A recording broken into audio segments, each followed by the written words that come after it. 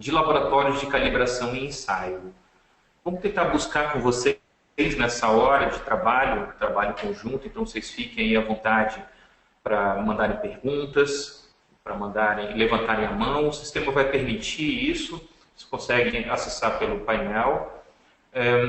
Tentar buscar com vocês essa resposta de como aumentar o valor percebido pelos clientes dos seus serviços laboratoriais, sejam eles de calibração, de ensaio ou medições que vocês tenham feito, assessorias. Como aumentar esse valor percebido por esses clientes do teu serviço, daquilo que você faz, do que você provê ao mercado. Então sejam bem-vindos ao nosso webinar e agradeço novamente a atenção. Temos aqui um staff pronto para também ajudar, se vocês quiserem mandar perguntas. A gente vai estar buscando ao vivo aqui uma interação, uma interatividade com vocês. E vamos em frente. Bom, primeira coisa, quando eu digito, isso aqui foi uma busca do Google que eu fiz ali no início do ano, no primeiro semestre. Quando eu digitei lá, sustentabilidade no Google, o que ele traz para a gente?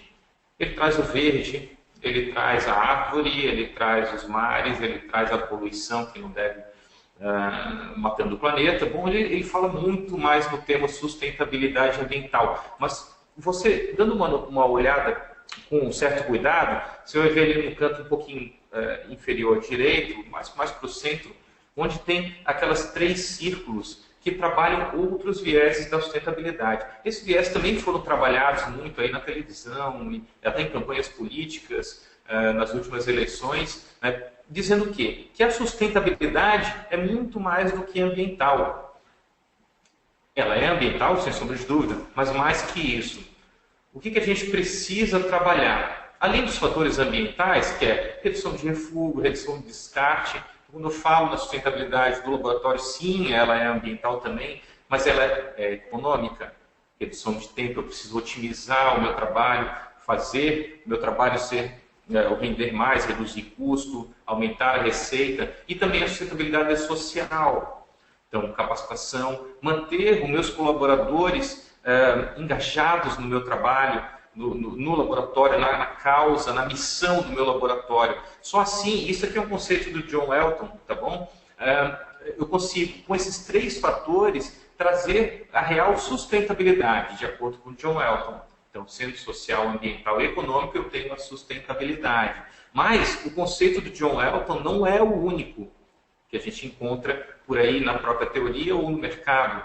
Alguns fatores, eles sim podem ser inseridos aí dentro, mas eles merecem um certo cuidado, como por exemplo, e aí a gente vai em outros conceitos ali, como o Sachs, o Bezerra, ele traz alguns outros tipos de sustentabilidade que a gente tem que tomar conta. Por exemplo, a política. Então, eu tenho sustentabilidade política. Se eu sou um laboratório dentro de uma instituição, eu tenho uma sustentabilidade política, eu tenho uma sustentabilidade cultural. O que eu faço? Ele é envolvido na minha comunidade, as pessoas que estão trabalhando comigo, elas estão confortáveis culturalmente. Certo? Mas isso é sustentabilidade social. Sim, ok, né? Mas eles também podem ser colocados como fatores prioritários dentro da sustentabilidade. Mas, bom, isso é uma breve introdução sobre sustentabilidade, mas quando a gente está falando aqui, esse é o tema do nosso webinar, é a sustentabilidade econômica. E um laboratório sustentável economicamente, e aí a conta é simples, é um laboratório que possui receita, decorrente das suas atividades, né, equivalente, ou seja, igual ou maior que as despesas geradas pela sua operação. Então, se eu tenho receita maior que a minha despesa, né, ou igual, eu tenho um laboratório sustentável economicamente. E aqui eu estou falando com financiamento ou sem financiamento de base. O que é isso? Se eu tenho um laboratório sustentável politicamente, por exemplo, eu tenho um financiamento de base, eu tenho um governo pagando uma parte daquele meu laboratório, seja por uma causa social, por alguma economicidade, ou seja, vale a pena para o governo te pagar, você tem um financiamento de base. Se você está dentro de uma outra instituição, uma universidade, você tem pago a tua luz, Por exemplo, o teu aluguel, você tem um financiamento de base. Se você está numa instituição privada e você tem gerado outros negócios por ter um laboratório, você tem um financiamento de base. O importante é que você tenha, no seu limite de controle, a receita equivalente à tua despesa, ou maior. Então, o que seria o teu custo ser menor ou igual à tua capacitação? O teu custo com RH, com estrutura, com overhead, que é o overhead, aí seria o gestor, o superintendente, compras, a administração geral, tudo isso compõe o teu custo e ele tem que ser menor ou igual à tua captação, desculpe, a tua captação, financiamento de base, em projetos, na própria receita de serviços. Então, eu tenho aí sim uma sustentabilidade econômica. Mas, bom, eu queria fazer com vocês, esses aqui são momentos especiais que a gente tem, onde eu lanço perguntas e vocês respondem essas perguntas de forma interativa. Vocês vão colocar para mim uma opinião de vocês e eu vou trabalhar essa estatística para tentar buscar uma interatividade maior e conduzir esse nosso webinar. Então, eu vou botar essa primeira pergunta para vocês. Bom, ela deve estar aí na tela. E ela é o seguinte. O que você considera mais importante ser gerenciado em um laboratório para a sua sustentabilidade no longo prazo? Eu estou perguntando para vocês exatamente o que você considera mais importante ser gerenciado nesse laboratório para a sustentabilidade no longo prazo. Os custos? Quanto custa, quanto que vai custar meu reagente, quanto vai custar meu RH? Os preços, ou seja, eu tenho um preço competitivo, eu consigo entrar no meu mercado, eu tenho que gerenciar esse preço para ter competitividade. A concorrência, como que eles estão se colocando, posicionando, como eles podem me quebrar ou não. Os clientes, então qual é a expectativa dos meus clientes, como que eu trabalho com meus clientes, ou a qualidade do meu serviço, se eu sou acreditado ou não, se eu entrego um serviço de qualidade ou não. Então eu pergunto para vocês e espero a resposta.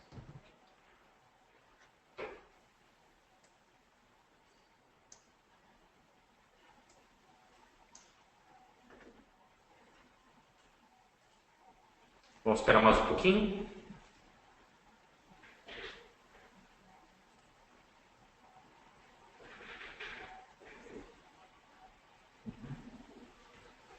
Bom, podemos botar nossa resposta na tela?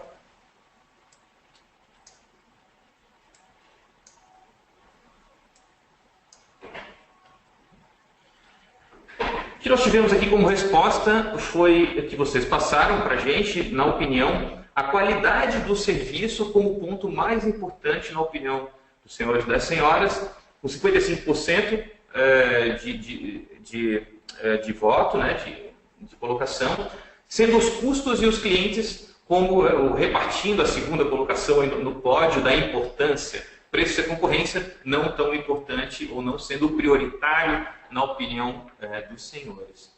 Bom, vamos trabalhar. Deixa eu só voltar aqui. Alô? Não voltou aqui também.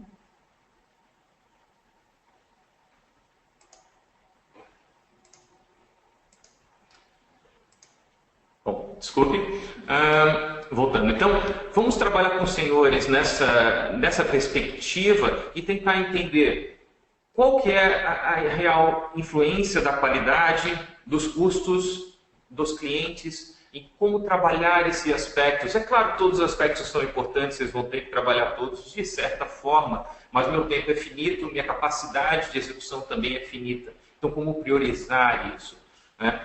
Vamos em frente. E a primeiro debate que eu queria fazer com vocês era a diferença entre o valor fornecido, o que eu forneço para o meu cliente, entre o valor esperado por ele, baseado na experiência, na expectativa dele, e o valor percebido quando ele recebe o serviço. São valores diferentes. Então, o que eu forneço, o que eu espero e o que eu percebo. Certo? Quando eu falo em valor fornecido, o que eu entreguei para o meu cliente, ele é diretamente proporcional à diferença do valor que ele percebe quando ele recebe o serviço e o valor que ele estava esperando. Então, quanto que ele estava esperando? que tipo de valor, o que ele estava esperando em termos de benefício, em termos de resultado. E quando ele recebeu o serviço, como que ele percebeu esse valor? Valeu a pena? Se o valor percebido for maior do que o esperado, ou seja, eu estou conseguindo aí uma satisfação do meu cliente. Se o valor percebido for menor do que o meu valor esperado, eu tenho um valor fornecido negativo nessa equação, ou seja, eu tenho uma insatisfação do meu cliente. Lembrando que o valor percebido e também o valor esperado, ele é diretamente proporcional à soma do benefício dele com a marca, ou seja, a minha capacidade de confiar naquela marca, naquele fornecedor, né, com os seus benefícios dividido por preço. Então, o preço é o esforço que o teu cliente vai fazer para pagar o seu serviço e é quanto ele vai pagar para ter aquele benefício mais a marca. E isso sim é o valor percebido. E é o valor esperado também, quanto que ele espera de benefícios mais a marca dividido por preço. Ou seja, eu tenho que aumentar o valor percebido para que meu valor fornecido seja alto, frente ao valor esperado do meu cliente. Bom, e essa diferença de valores é interessante colocar. Esse aqui é um autor que ele traz uma série de que ele chama de gap model, né? Ou seja, um modelo de vales entre os valores, entre a percepção de valor que a gente tem no mercado. Então, se eu considerar, deixa eu botar aqui um apontador, se eu considerar,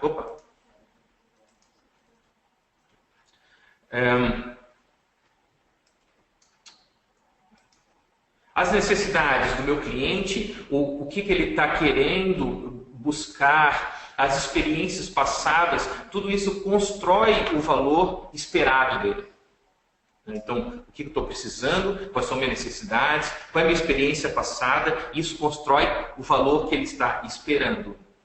Agora, a diferença desse valor esperado pelo valor que ele percebe, como a gente já colocou, ele já tem um gap, ele já tem uma diferença que a gente vai gerar. Mas ela não é só aí, né? Ela começa pelo lado do provedor do serviço também, ou seja, dos senhores e da própria CERT, que vou falando, né? Que começa lá na gestão das expectativas. Quais são as expectativas que esses meus clientes estão tendo frente ao meu serviço? Então, eu vou gerenciar essas expectativas para tentar focar na expectativa real dele.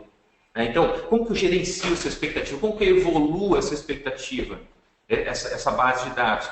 Essa diferença entre o que eu gerencio e o valor esperado é uma diferença também. Porque ela não vai bater. A gente tem nosso erro, a gente tem nossa incerteza, você sabe bem.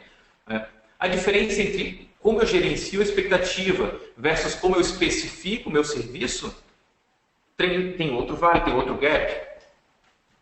A forma que eu gerencio versus como que eu traduzo isso para o meu serviço tem outro gap. Outra, como eu traduzo isso para o meu serviço versus como eu executo esse meu serviço tem outro gap. Porque eu não consigo executar necessariamente ou exatamente igual a como eu especifiquei, que por sinal já foi uma forma de tradução do português ou ao meu procedimento de como eu gerenciava.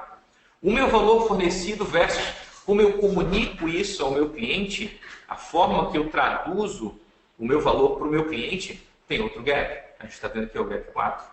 E o gap 5 entre o valor percebido e o valor esperado. Ou seja, a gente tem muita possibilidade de errar, muita possibilidade de gerar uma coisa totalmente distinta do que ele está esperando frente ao valor percebido dele.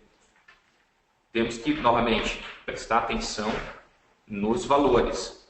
O que eu forneço, o que meu cliente percebe, o que ele estava esperando. Certo? Bom, deixa eu tirar a seta aqui. Bom, mas como atender essas expectativas? Como buscar esses valores? Aliás, quais são as expectativas? Qual é o valor esperado? Expectativa é o valor esperado. Quais são as expectativas? E de quem mesmo? Então temos aí uma série de perguntas para responder. E de quem mesmo a gente trabalha, isso nos remete à gestão de stakeholders. O que é stakeholders? Bom, stakeholders seriam, a gente pode traduzir no português para interessados, ou qualquer pessoa ou entidade ou organização que afeta ou é afetada pelas atividades da nossa empresa. E cada um desses stakeholders ou desses interessados, eles ocupam uma posição hierárquica na influência do teu laboratório, da tua empresa. Alguns eles têm uma influência muito maior, alguns têm uma influência menor, mas eles têm uma influência. Então, eu tenho que sim trabalhar minha complexidade dos meus stakeholders, todos eles, quais são as expectativas de cada um, como eles podem afetar o meu negócio, como que eles podem beneficiar o meu negócio. Havia até uma história do McDonald's, que há um tempo atrás, em uma cidade dos Estados Unidos, que ele estava fazendo sua análise de stakeholders e ele trouxe, está aqui o mapa de stakeholders, e ele não tomou conta do pessoal que era vegetariano ou vegano na época naquela cidade. O que aconteceu? Ah, não, mas os vegetarianos eles não influenciam no meu negócio, no negócio do McDonald's, não influenciam. Mas qual foi o erro, ou o que aconteceu naquele momento? Houve uma manifestação cultural, né, na cidade, uma manifestação social, de bloqueio ao McDonald's por essas pessoas. Ou seja, eles não consideraram alguém que pudesse influenciar nos negócios deles. Bom, houve realmente uma mudança de negócio por causa disso, e o McDonald's foi para frente depois. Mas ele só traz um exemplo de como que isso pode efetivamente afetar o teu negócio, como uma falta de uma análise, uma desconsideração de um grupo ou de outro pode afetar o seu negócio. Então, quando eu estou falando em stakeholders, novamente, eu não estou falando somente do teu cliente.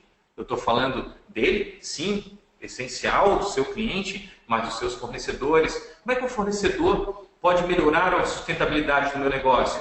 Bom, ele pode trazer bons descontos, bons prazos, podem fornecer os meus materiais de referência, minhas calibrações padrão, ele pode me ajudar a ter sustentabilidade frente ao meu concorrente. O concorrente também é um stakeholder que eu tenho que tomar conta. O que ele está fazendo? Ele é um concorrente só para o mal? Eu posso trabalhar ele como um parceiro? Meus shareholders, meus financiadores, quem que está pagando?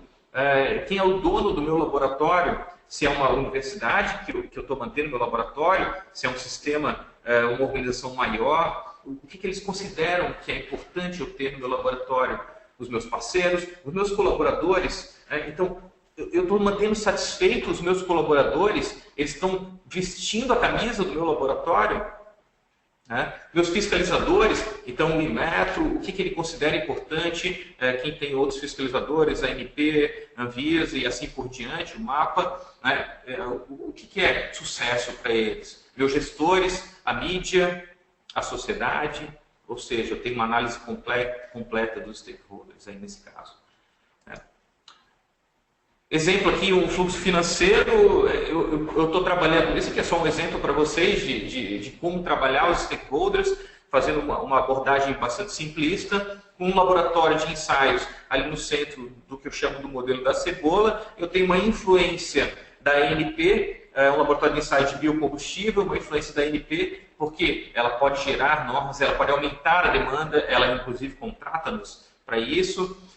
Eu tenho dos clientes dos postos de combustível, de abastecimento, que são meus clientes diretos, os clientes, eu tenho influência do cidadão, eu tenho influência do Inmetro também, isso vai aparecer no Fantástico, não vai aparecer no Fantástico, como que dá-se-á o trâmite entre os stakeholders e essa influência no meu negócio. O petróleo abaixou, o petróleo aumentou, você vê, meu laboratório de ensaio de biocombustível, ele é sujeito a muitas alterações. Então, o que está acontecendo? Quais são os próximos passos? Como que estão se articulando meus stakeholders? Como eu estou me articulando junto com meus clientes, os meus financiadores, os meus reguladores, os meus parceiros e os meus shareholders, ou os donos e meus chefes.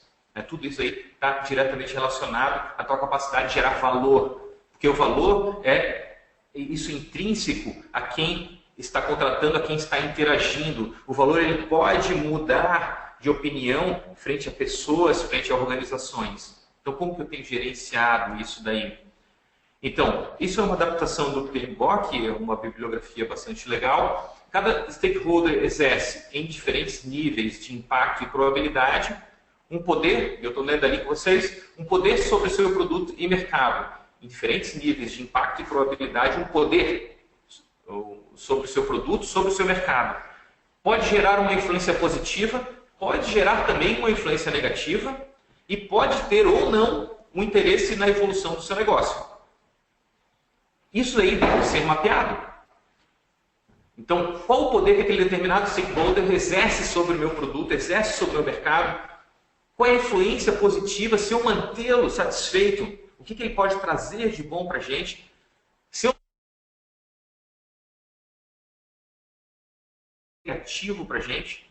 E qual é o interesse dele na evolução do meu negócio? Como que eu devo trazer ele para cá? Cruzar essas expectativas, né, ela possibilitará o quê? Eu fazer uma priorização de ações. Essa influência positiva é muito boa, eu posso priorizar essa ação frente a esse stakeholder e não ficar só tentando atender um ou outro, mas pensar que uma ação ela pode ter influência positiva, pode ter influência em diversos stakeholders. Uma mesma ação que eu execute, ela pode ser positiva para vários deles. Esse mapa ele vai me ajudar a trabalhar a minha própria divulgação do que eu tenho feito. Então, a interconexão entre interesses, ela existe, ela é saudável, né, e ela deve ser mapeada e trabalhada. Então, esse aqui é um exemplo, eu estou trazendo aqui para vocês a curva de sazonalidade. Esse aqui é uma curva exemplo da própria CERT, dos nossos laboratórios. A gente tem um laboratório dimensional, aqui nós trabalhamos, deixa eu botar certo. A gente tem um laboratório dimensional, onde a gente não... No início do ano nós temos uma baixa demanda. Essa baixa demanda é ocasionada também porque paramos o laboratório para férias, para manutenção. A demanda acelera, a gente tem um pico de demanda em torno lá em abril, depois a gente tem uma redução da demanda no meio do ano, possivelmente por férias das empresas, a gente tem uma demanda derivada do mercado, ou seja, a gente depende da atividade industrial para vender também. Temos um pico da demanda, o nosso maior pico do ano é no final, lá no meio do segundo semestre, no mês de outubro, setembro, onde, vamos lá, as empresas têm que gastar seus orçamentos, temos que calibrar, então vamos fazer a famosa curva da célula. Então, onde que eu vou trabalhar essa análise das expectativas dos meus stakeholders? Eu vou trabalhar ela no meu pico de demanda? Não, né? Eu vou trabalhar ela nos meus vales, então isso já pode ser previsto e, trabalhado quando eu vou buscar, por exemplo, atender as expectativas de um reitor da minha universidade, que é aquele que tem um financiamento de base para a gente. Né? Se eu sou um laboratório de universidade, por exemplo, eu vou atender lá onde? Aqui no meio do ano, no Vale. Se eu quero atender as expectativas do meu colaborador, aquele que vai trazer parceria para o sucesso, que vai vestir a camisa, que vai fazer um negócio com mais qualidade, que vai aproveitar cada momento de interação dele com o cliente, uma calibração, uma medição em campo, para trazer mais negócios, eu vou fazer aonde? Eu vou fazer no início do ano, no final do ano, eu vou utilizar meus vales.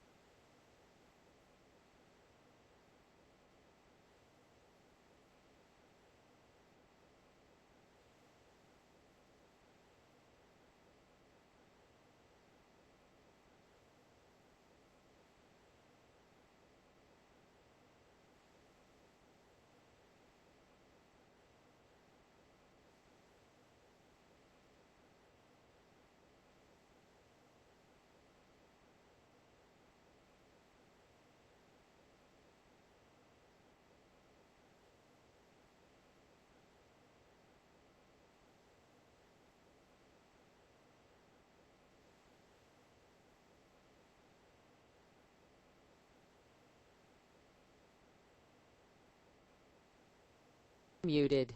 Ou seja, eu não negocio o interesse de um stakeholder frente ao interesse de outro, ou em detrimento do interesse de outro. Eu não devo fazer essa negociação. Eu devo seguir a minha missão, seguir os meus princípios. Em terceiro lugar, o abrangendo tudo isso, é o princípio da fricção, onde os conflitos entre os stakeholders são reais oportunidades de melhoria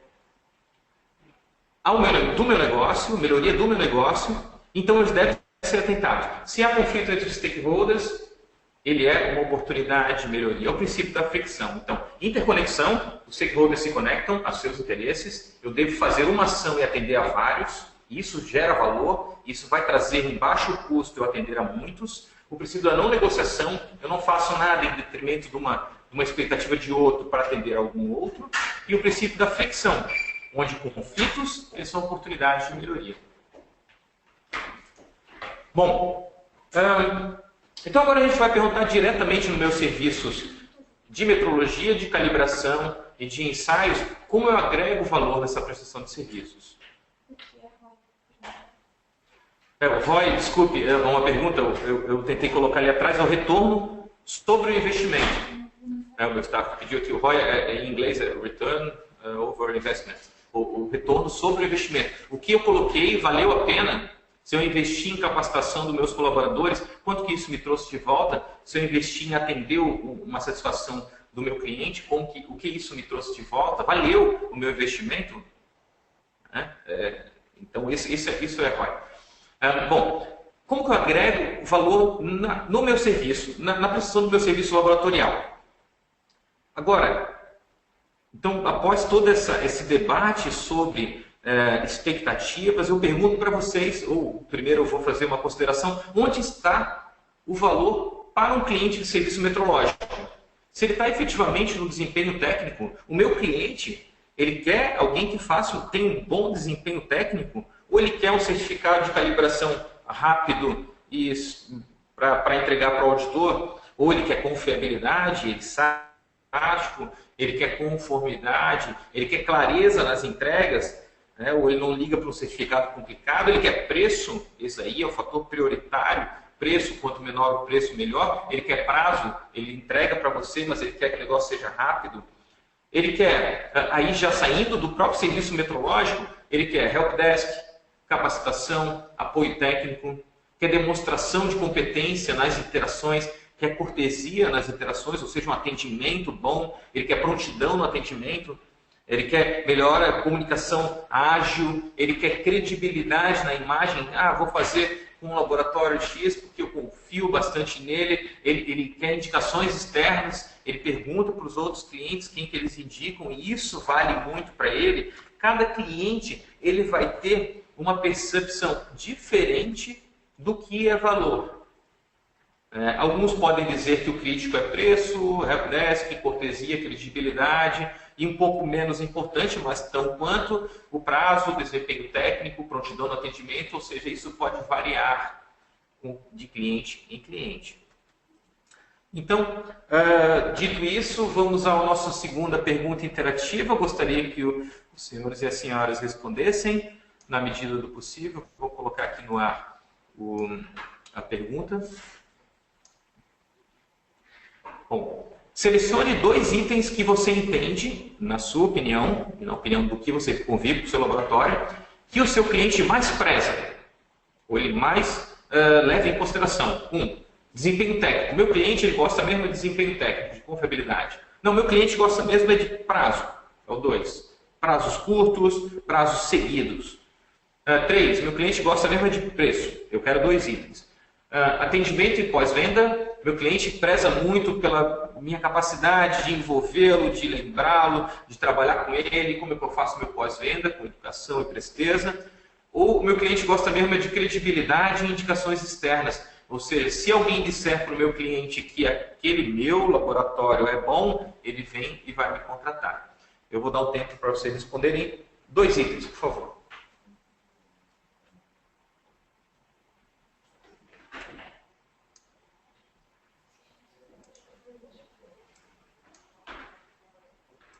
Mais um tempinho.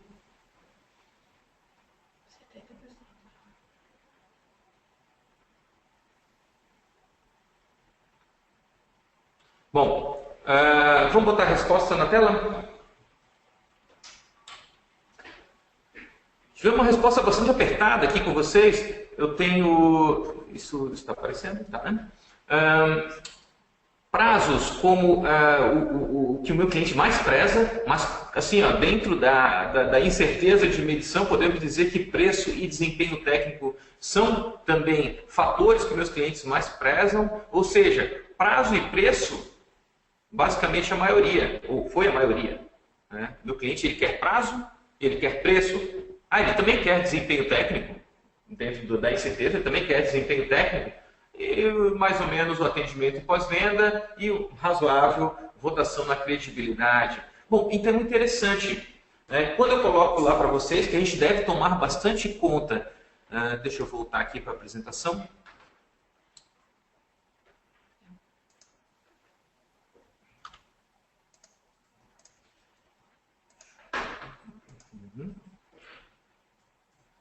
Estou voltando aqui para a apresentação.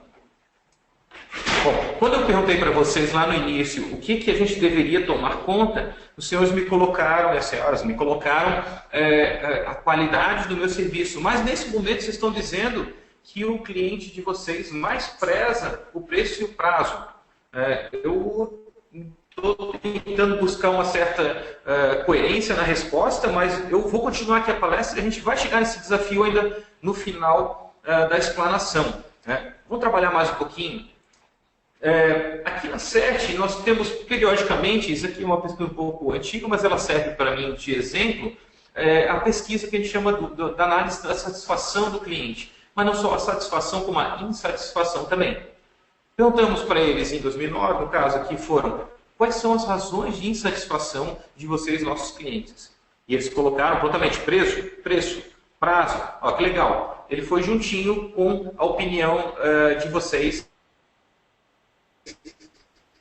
na última pesquisa. A distância geográfica, você fica muito longe, tem que mandar as coisas via correio para ir. O prazo global, ali, desculpa, eu tinha um prazo de proposta. Meu problema estava em prazo de proposta, e depois o prazo global.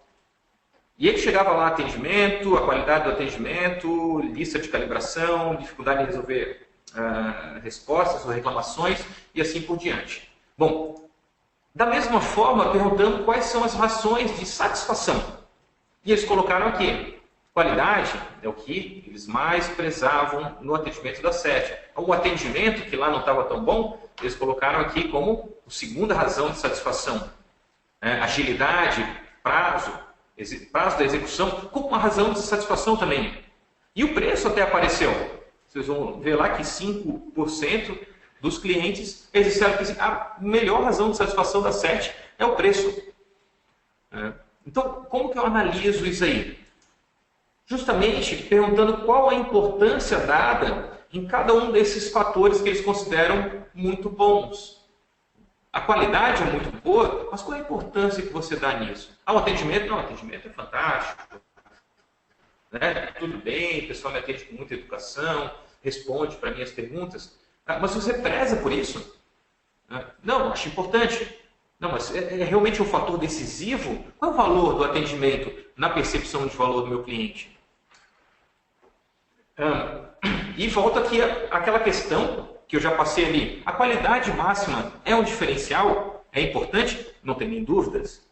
Você não fazer um serviço de qualidade, um serviço laboratorial, você pode comprometer toda uma linha de produção, você pode até causar impactos ambientais, sociais, econômicos gigantes no teu cliente.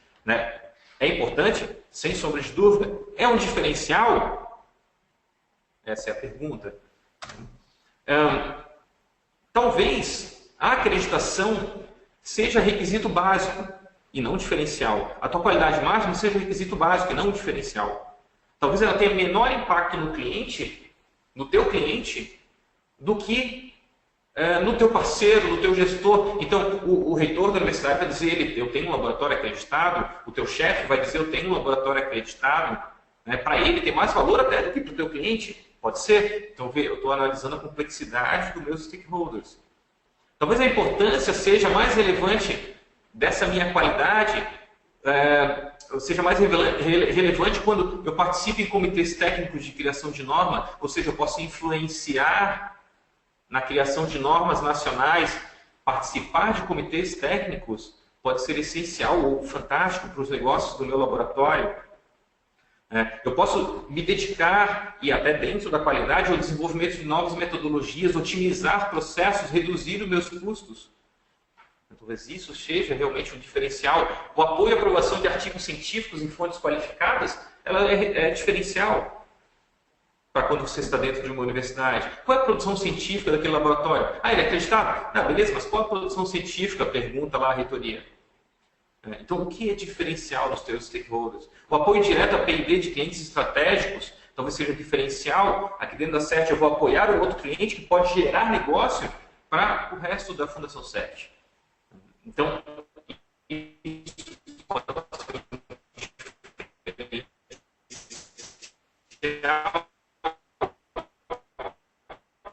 para a instituição garantir para os próprios colaboradores trabalhando valor.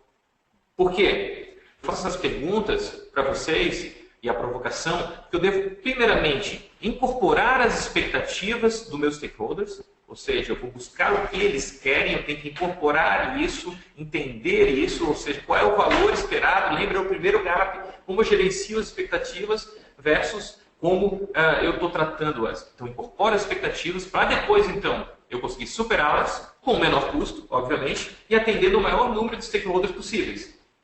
Então, atendo a muitos stakeholders dentro de uma expectativa, superá-las, vou superar as expectativas para aumentar o meu valor percebido por eles. Eu sei o que eles querem. Então, se eu incorporar as expectativas e superá-las, eu aumento o valor percebido por eles na hora de receber o serviço. Se eu estou fornecendo um resultado metrológico, eu estou fornecendo sempre o quê? Eu estou fornecendo um alívio, ou seja, bem isso que eu queria obter. Ainda bem que o valor dessa medição deu 12, mais ou menos 1 unidade de medida. Era isso que eu esperava do meu negócio. Ou um problema. E agora que deu 12, o que eu vou fazer? Como que eu vou melhorar a minha linha? O grande erro, eu não consigo trabalhar mais com ele. Então, eu não devo fornecer somente isso, quase sempre para o meu cliente do serviço, o resultado, e sim a busca, ajudá-lo. Ele tem que perceber benefício nisso. Eu tenho que oferecer a solução metrológica para ele.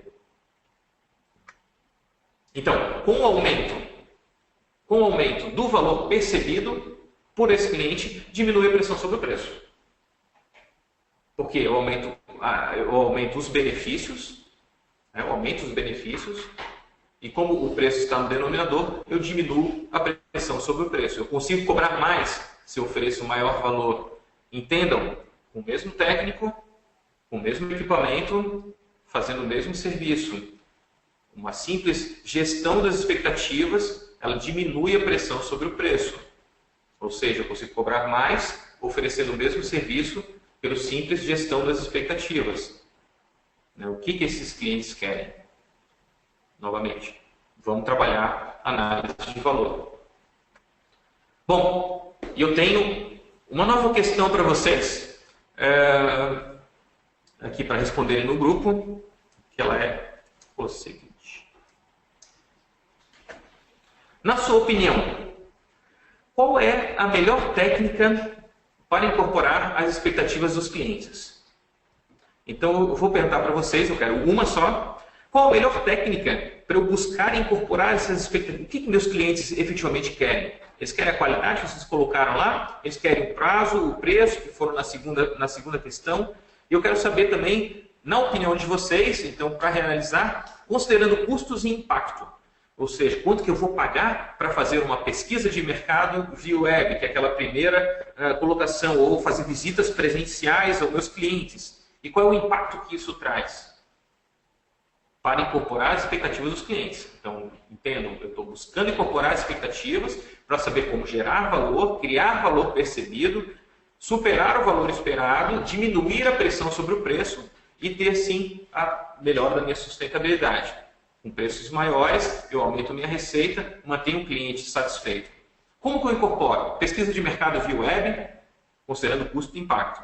Visita presencial ao cliente, custa mais, mas tem um impacto maior. Qual que é melhor? coleta de dados após cada serviço prestado. Então, depois de cada serviço meteorológico, eu fazer uma coleta de dados. Análise de tendências na internet, bota alguém para pesquisar e fazer um observatório, por exemplo. Ou conversar com os especialistas periodicamente, buscando quais são as tendências, o que eles acham que o mercado está querendo, né? Considerando custos e impacto, o que vocês acham que vale a pena investir, na opinião dos senhores? Vamos dar mais um tempinho.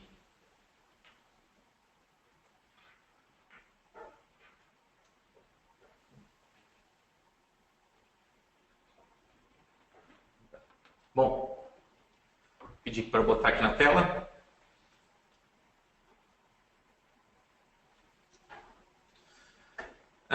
Entendemos que, ou na opinião de vocês, a coleta de dados após cada serviço prestado, como o que mais traz impacto frente ao custo, a quanto custa isso? A gente já acessou o cliente, né? O cliente está lá, ele recebeu o meu serviço, vai ser um pouco mais simples ele responder, meu custo é razoavelmente baixo, porque eu posso mandar a pesquisa junto com os resultados, e legal, ele é uma boa resposta. Visitas presenciais aos clientes como uma grande opção também. Vale a pena eu visitar meus clientes para tentar aumentar a capacidade dele de me comprar, para ele verificar ou para ele ver valor no meu serviço, na minha prestação de serviço. E também buscar pesquisas aí de mercado via web como uma opção de vocês. Ninguém colocou analisar tendências via web, nem conversar com especialistas, e a gente teve aqui uma bom número de respostas. Bom, vamos em frente. Vou tirar isso. Bom, então, qual que é o caminho da sustentabilidade?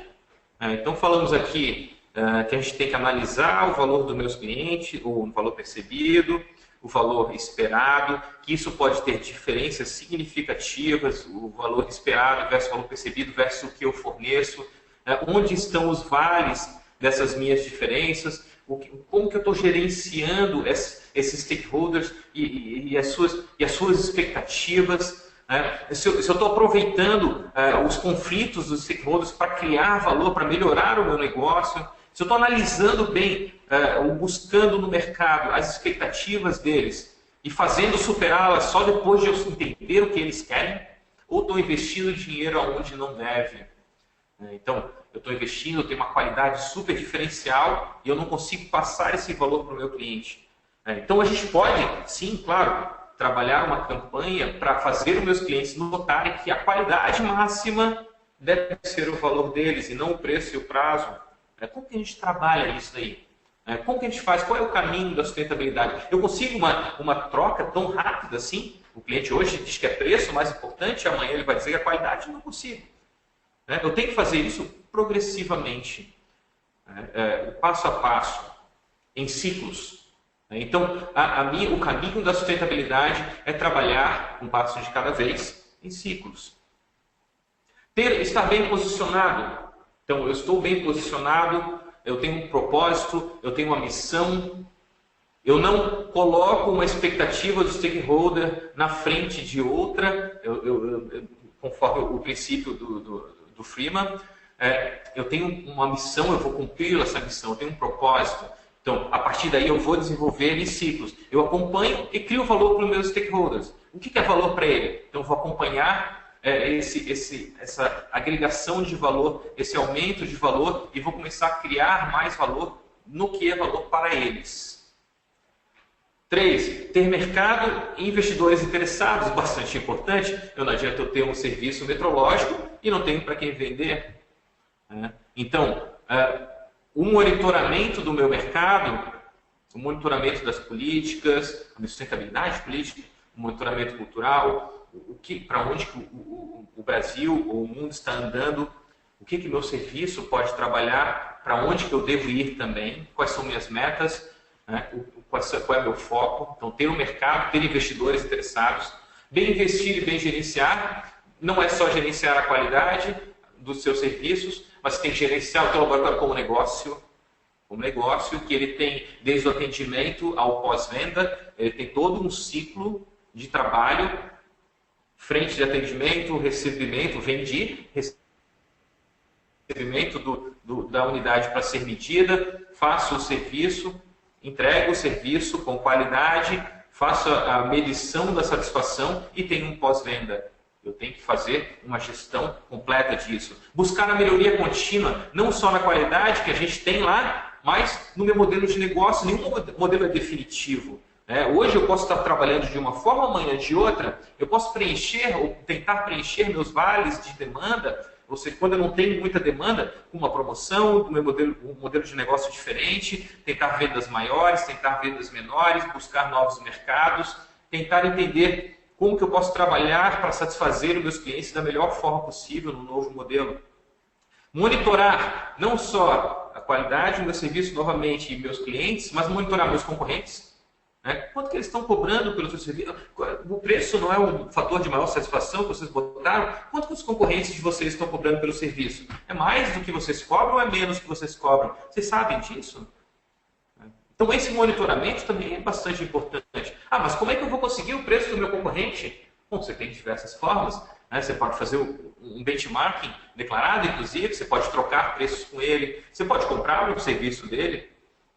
Você pode perguntar a clientes seus como que está o seu preço em comparação ao mercado. Você tem que buscar uma forma de se posicionar. Você está dentro de uma complexidade, de um mercado, de um sistema. Então, eu monitoro meus clientes, eu monitoro meus concorrentes, eu monitoro meus parceiros.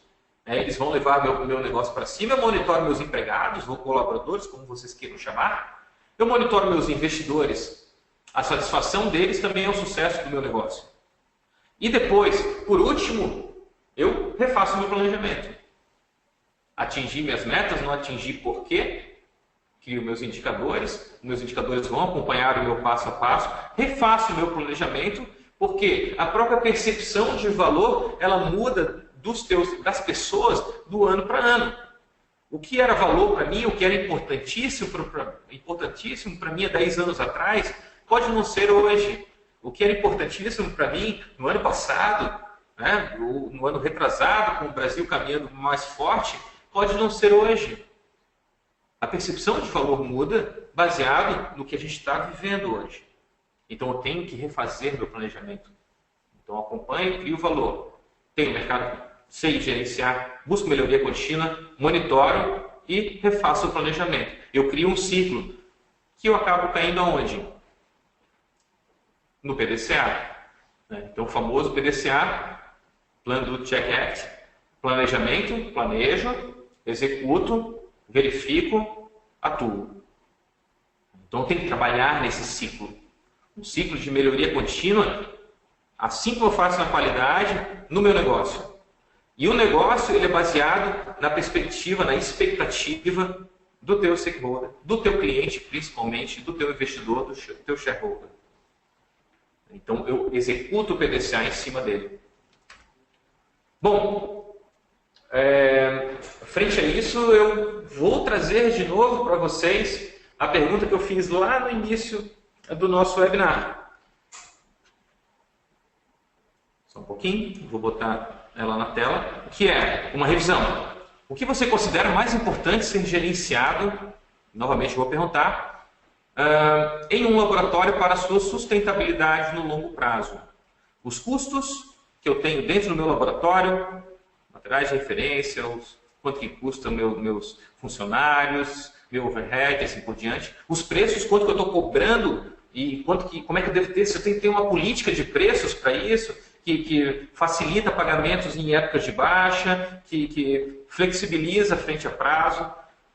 A concorrência, como que está se comportando a minha concorrência? Ela vai me quebrar ou não? Está entrando um super laboratório novo e eu tenho que ser monitorado. Os clientes, ou seja, a sua expectativa dos meus clientes, porque eles que vão elevar a capacidade de eu gerar valor e eu vou ter uma cumplicidade deles e uma satisfação deles no longo prazo vai me gerar serviços novamente, vai manter fidelidade, ou a qualidade do meu serviço, ou seja, eu tenho que prezar pela qualidade do meu serviço como o mais importante para ser gerenciado na sustentabilidade no longo prazo. Vou deixar mais um tempinho para vocês. Um pouquinho mais.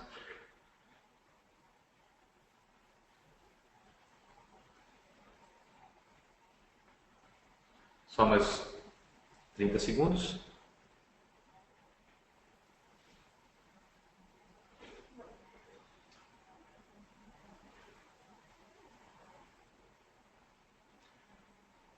Bom, já temos quase todo mundo votando. Eu fechei aqui. Vamos ver qual é a resposta.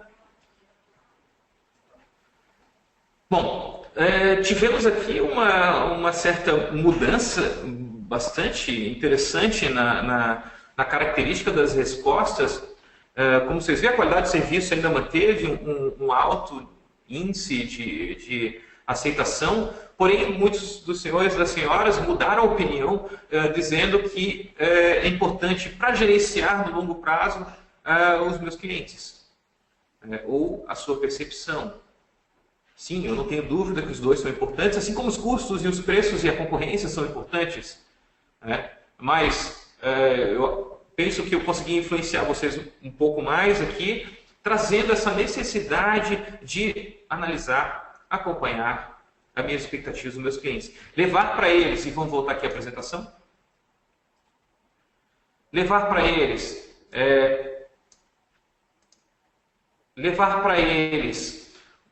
a solução metrológica, a solução da medição, a solução da minha metrologia nos negócios dele, não simplesmente um resultado metrológico. Tentar aumentar ou trazer o meu esforço diretamente onde para eles é considerado valor. Então eu vou trabalhar onde para eles é considerado valor. Eu vou fazer meu marketing, vou fazer minha publicidade, vou fazer minha divulgação onde é valor para eles. Onde eles consideram que é valor. Certo? Então, bom, que legal. A gente tem aqui uma evolução e talvez uma dúvida a mais, né? Porque eu vi que o resultado ficou bastante mais disperso, né? A distribuição dos resultados. E onde que a gente trabalha é sempre, bom, percebemos o valor, estou trazendo novamente o PDCA em forma de como analisar os seus negócios, ferramentas para execução do PDCA, aqui a metrologia lá no centro, a metrologia como negócio, trabalha a partir de uma missão, o seu planejamento estratégico, visão, objetivos, metas, quais são minhas metas no próximo período, qual é a minha visão, onde que eu quero chegar. A partir do planejamento estratégico, quais são minhas metas, meu plano de ação. Então, as minhas metas elas devem influenciar diretamente na expectativa dos meus stakeholders. O que eu quero chegar com eles. As metas podem ser de recursos humanos, capacitação, elas podem ser de atingimento de mercado, de abertura de mercado, elas podem ser de aumento da qualidade. Eu posso ter distintas metas.